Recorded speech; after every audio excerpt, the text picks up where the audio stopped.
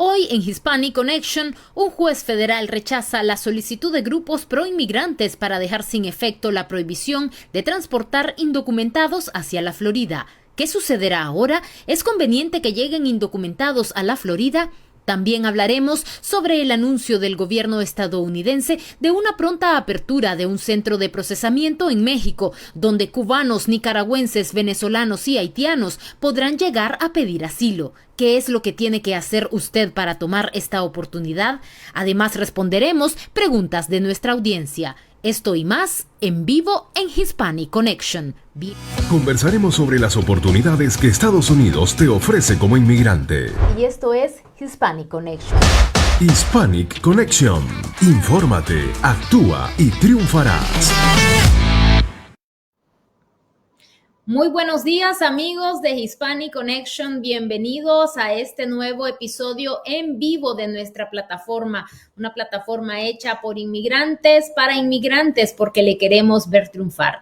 Recuerde, tenemos todos los jueves este episodio donde hablamos de las principales noticias de inmigración para que nosotros como inmigrantes estemos claros de lo que está sucediendo, porque eso definitivamente, todo eso que está en las noticias sobre inmigración afecta de una o de otra manera nuestra vida, la vida de nuestros familiares y por supuesto nuestro futuro. Recuerde siempre, infórmate, actúa y triunfarás. Les damos la bienvenida, por supuesto, y les invitamos a que activen las notificaciones. Saludamos a nuestros amigos de 100% Noticias y Despacho 505, quienes retransmiten este en vivo desde Costa Rica y España, respectivamente. Damos la bienvenida en este momento a nuestra abogada Noelia Ramos, experta en inmigración, bienes raíces y asesoría corporativa. ¿Qué tal, abogada? ¿Cómo le va? Buenas tardes, Samantha. Siempre un gusto estar aquí con ustedes. Gracias, siempre un gusto tenerla. Abogada, vamos a empezar hablando del rechazo que hizo este juez federal a una solicitud en torno a la ley SB 1718. Y solo permítame hablar un poco del contexto para estar claros, ¿verdad? Para que nuestra audiencia esté clara de qué estamos hablando. La ley SB 1718 es esta ley que se aprobó hace algunas semanas, quizás unos meses, en la Florida, y esta ley, por cierto, es considerada como una de las leyes inmigratorias más duras en todos los Estados Unidos. En uno de los acápites o en una de las partes de esta ley se dice que no se puede, que está prohibido o va a ser penado más bien transportar a indocumentados hacia la Florida. Pues bien, en este contexto, un grupo de organizaciones proinmigrantes habían sometido ante un juez una solicitud para que quedara sin efecto esta parte de la ley, donde dice que no se puede transportar indocumentados a la Florida porque aducen, ¿verdad?, que interfiere con su capacidad para llevar a cabo su vida. Sin embargo, esta semana un juez federal denegó o rechazó esta solicitud debido a un tecnicismo. Pues dice que el gobernador DeSantis y otros acusados, entre ellos fiscales, no habían recibido una notificación acerca de esta solicitud, ¿verdad? Perdón.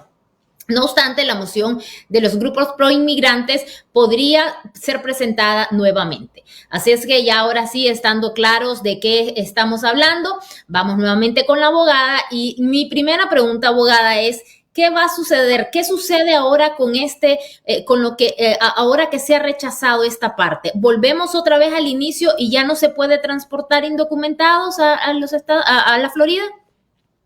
Es decir, mientras no se haya hecho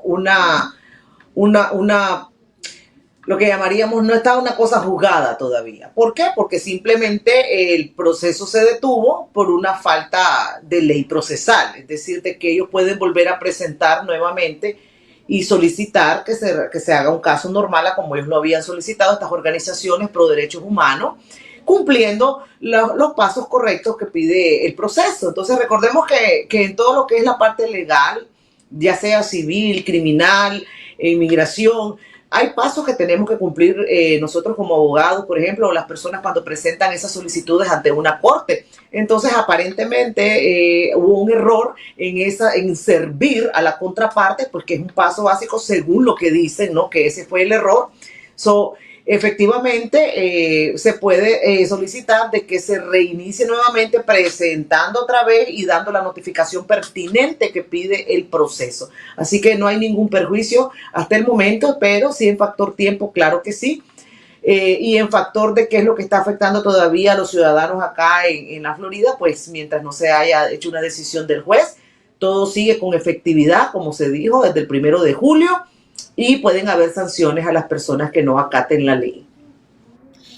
En semanas anteriores, quizás hace un par de semanas, habíamos hablado sobre la demanda que se había realizado en contra de esta ley. ¿Estamos hablando de la misma demanda o es una diferente?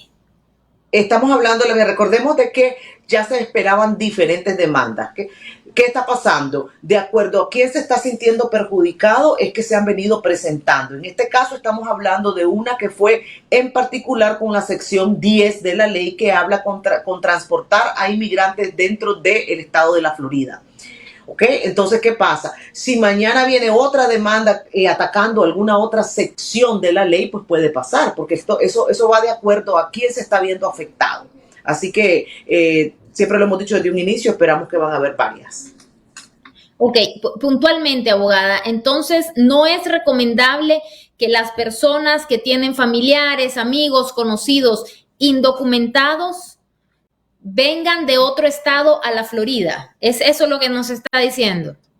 Sí, no es recomendable porque mientras la ley esté efectiva, pueden haber sanciones. Así que no es recomendable. Hay que ser prudente. No queremos generar el pánico, como también siempre lo hemos dicho, pero también hay que ser prudente porque nadie quiere entrar en una situación problemática, mucho menos si está en un proceso migratorio. Y ahora la noticia dice que se espera, ¿verdad?, que la moción sea presentada nuevamente ya con esta corrección. ¿En cuánto tiempo podría ser presentada?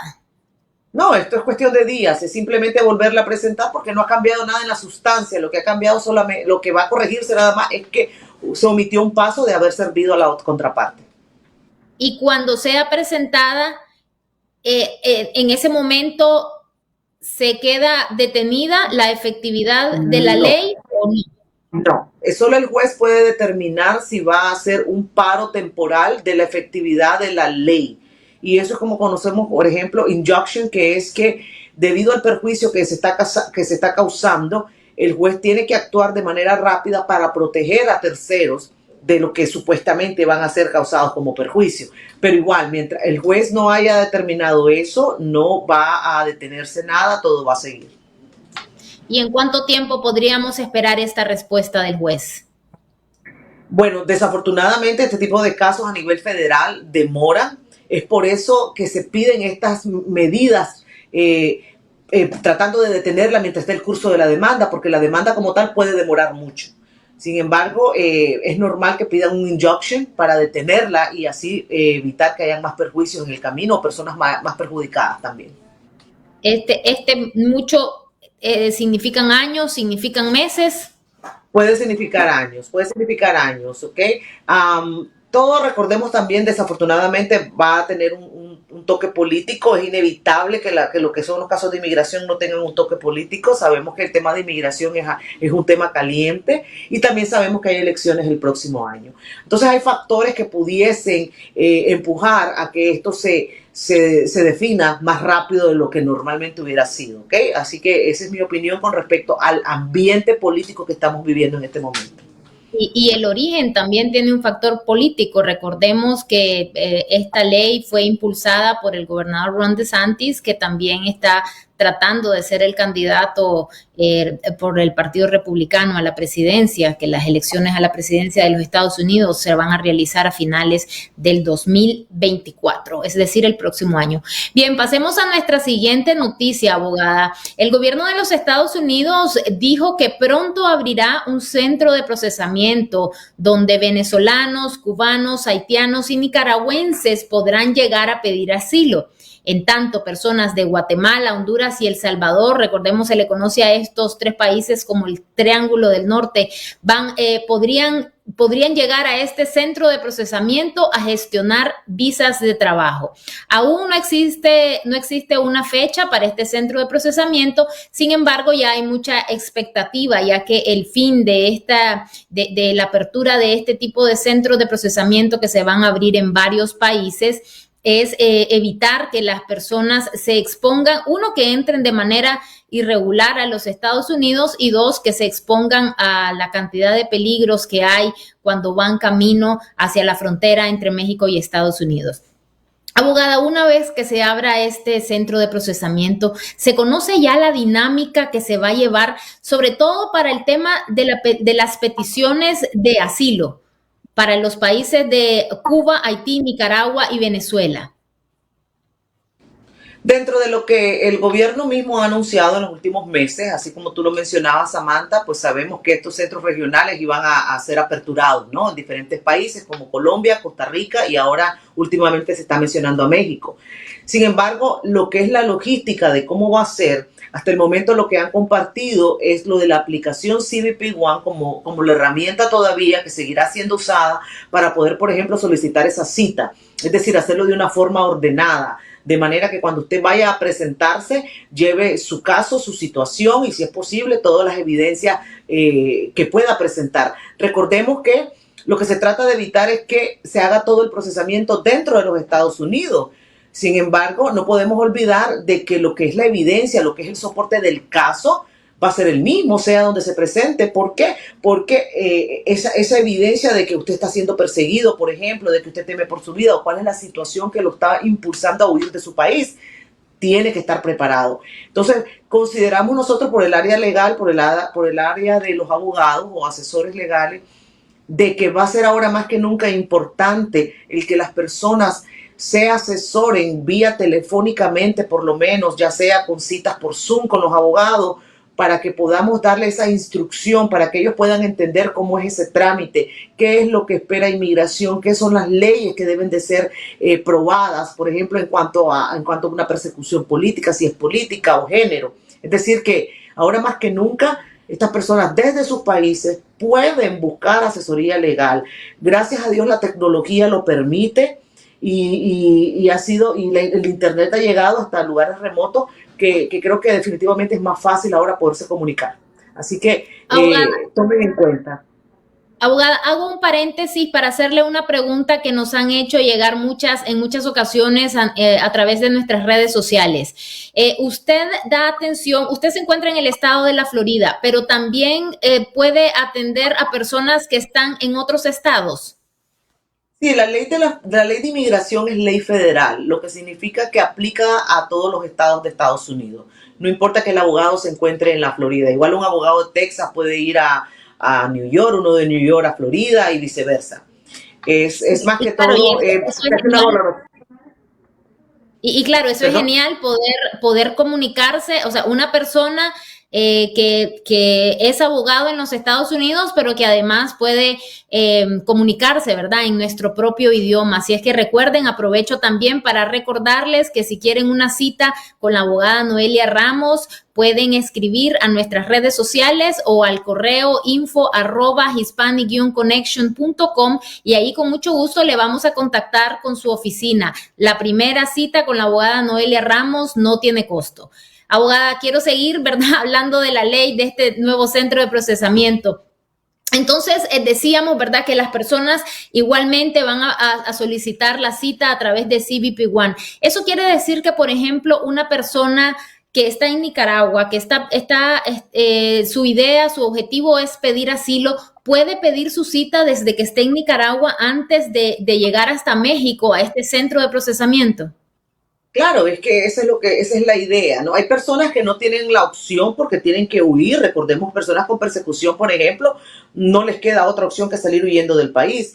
Sin embargo, las personas que todavía puedan entrar al sistema y solicitar su cita es lo que es más recomendable, porque recordemos las travesías tan difíciles que hemos visto, que han sido puestas siempre en las noticias, o los abusos de los coyotes, por ejemplo, o las extorsiones de que los secuestran. Es decir, eso es lo que se trata de evitar, que todas esas situaciones que sufre la persona inmigrante en el camino ya no las tenga que pasar, sino que lo pueda siempre tener el beneficio de pedir ayuda y protección sin tener que pasar todos esos peligros. Lo que ha dicho el gobierno es que acá se van a procesar las solicitudes de personas originarias de Cuba, Haití, Nicaragua y Venezuela. Sin embargo, pero ¿qué pasa si viene una persona de otro país? Porque tristemente, ¿verdad? Sabemos que las crisis políticas, económicas y sociales son redundantes en nuestros países latinoamericanos. Ya vemos lo que pasó el día de ayer en Ecuador con el asesinato del candidato a la presidencia. Pero entonces, ¿qué pasa, abogada, si llega una persona de otro país solicitando asilo? La persona siempre está bienvenida a aplicar por medio de la aplicación. Va a ser el gobierno el que va a valorar las circunstancias particulares de esa persona y determinar si la va a recibir en ese centro regional o la va a tener que orientar a otro centro regional. Recordemos que por eso se están abriendo, o es el objetivo, abrir otros como en Costa Rica y en Colombia. Así que se puede hacer. Y también recalco de que el hecho de que ellos quieran evitar que las personas se presenten en la frontera, hay casos extremos donde ellos están valorando y los van a recibir en la frontera, aunque ellos no quieren que eso se convierta en lo diario, sino que recordemos que esto es algo humanitario, esto es algo de protección, esto es una vida que está en peligro. Entonces ellos van a tomar en cuenta, lo han dicho en case by case, que es básicamente analizarlo caso a caso de acuerdo a las circunstancias particulares. Cuando uno está en un proceso de asilo, lo más recomendable por la complejidad y el trauma que muchas veces conlleva retomar, ¿verdad? Todo lo que se ha vivido, siempre se recomienda que sea de la mano de un abogado, de un especialista en inmigración. En este caso, ya que se va a realizar en otro país, el abogado va a poder estar al lado de esta persona solicitante, va a tener un traductor. Ok, no consideramos, eso es algo de las preguntas que nosotros casualmente también tenemos, pero repito, todavía no se han anunciado esos tipos de detalles.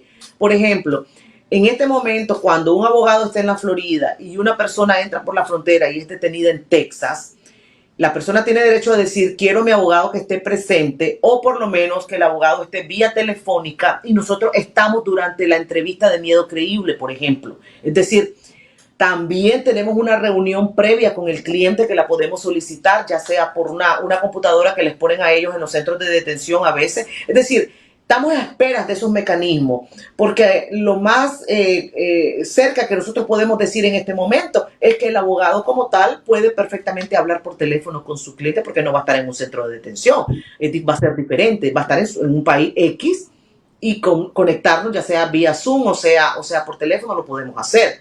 Ahora, el estar ahí al momento de presentar el caso, todavía eso no se ha anunciado el gobierno, ¿ok?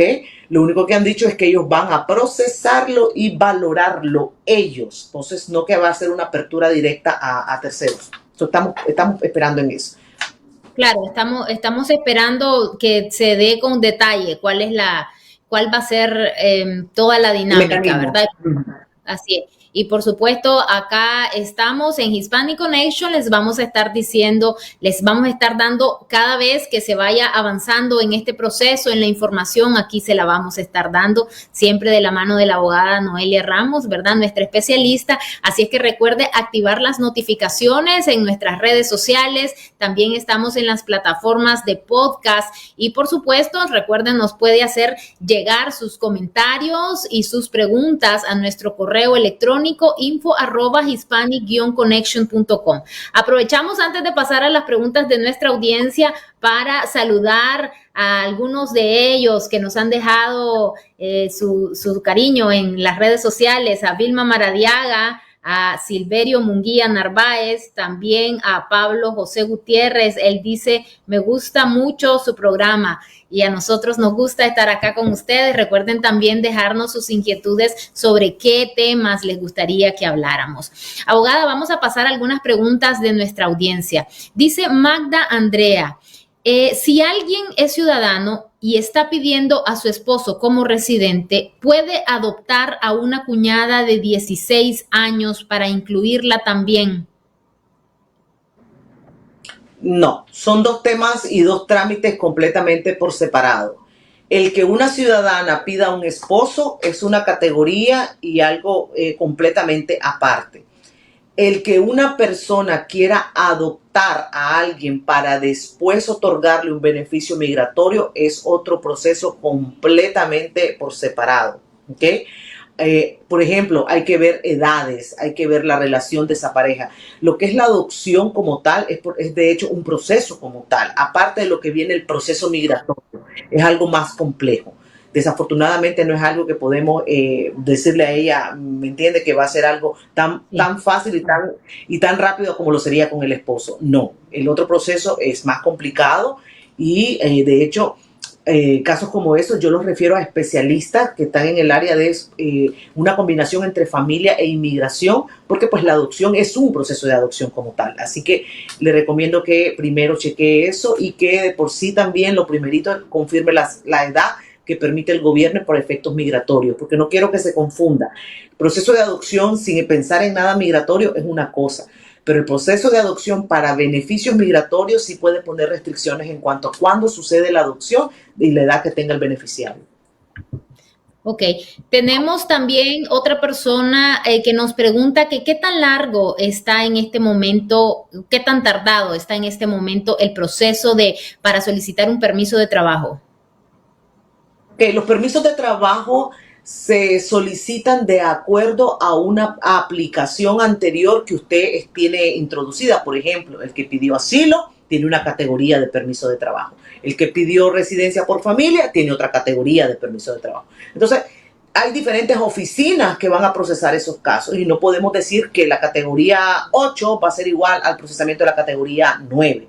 Entonces, la respuesta va a variar, Samantha. Porque si es categoría 9, están bastante rápidos. Si es categoría 8, hemos visto los dos escenarios. Escenarios tan rápidos como en 30 días y escenarios tan lejanos como 6 meses de espera. Por eso siempre se recomienda que se trate de introducir la aplicación lo antes posible. Lo hemos visto con el parol humanitario, donde personas recibieron el permiso de trabajo en 30 días y otras personas llegaron a los 5 meses. Así que desafortunadamente no hay un patrón uniforme por las diferentes categorías, repito, y por las diferentes oficinas que están procesando los casos. A propósito, también le iba a hablar del parol humanitario. He sabido de personas que ya están recibiendo sus permisos de trabajo en 3 meses o menos. ¿Usted ha tenido noticias al respecto? ¿Ya se están procesando con mayor rapidez? Hasta el momento ha sido más la espera, por lo menos acercándose a los 4 meses, que las otras personas que lo han recibido en menos tiempo. Todavía sigue siendo extendido el tiempo de espera, en mi caso particular. Tenemos una pregunta también de Giovanna Velázquez. Ella dice, estoy en un proceso de ajuste de estatus por matrimonio y me acaban de aprobar mi permiso de trabajo y a la misma vez el advance parol, que es el documento para poder viajar, ¿verdad? ¿Así es? Ok. Entonces, su pregunta dice, quiero ir a mi país. En su opinión, ¿es seguro viajar con este permiso? Tiene que ver factores, tiene que ver qué pasó antes de que esa persona introdujera una petición de residencia. ¿Cuál es ese historial que ella tiene? Porque lo puede corroborar la persona. En la aplicación del Advance Parole, en las instrucciones, de hecho el gobierno claramente, expresamente pone que ellos la pueden dejar salir, que ellos le pueden otorgar este documento, sin embargo no existe ningún tipo de garantía para que usted la dejen entrar. Si por alguna razón se llega a tomar una decisión durante el tiempo, los días que usted esté fuera, por ejemplo, y resulta que por cualquier situación que haya dado, inmigración le niega, usted va a tener un gran problema porque no va a poder reingresar al país. Entonces, en mi caso particular, a mis clientes, mi recomendación siempre va a ser, si realmente usted no tiene que salir, quédese quieto, tranquilo, espere su trámite.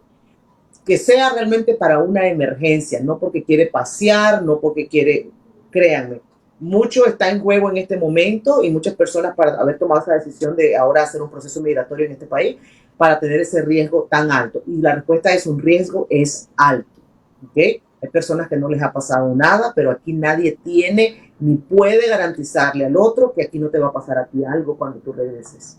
Claro, y si ya está en un proceso, pues eso lo esperamos, ¿verdad? Que a esta persona sea solo algo de semanas o meses en el que ya pueda finalizar su proceso hacia la residencia. Y una última pregunta, abogada, de otra persona. Esta persona dice que ella fue residente en su niñez, regresó a su país, no devolvió nunca su residencia, ahora está en un nuevo proceso y quiere saber en principio si su número de seguro social va a ser el mismo y si esto puede ser algún obstáculo para su nuevo proceso de inmigración, ¿verdad? En el que se está regresando al país a través del matrimonio.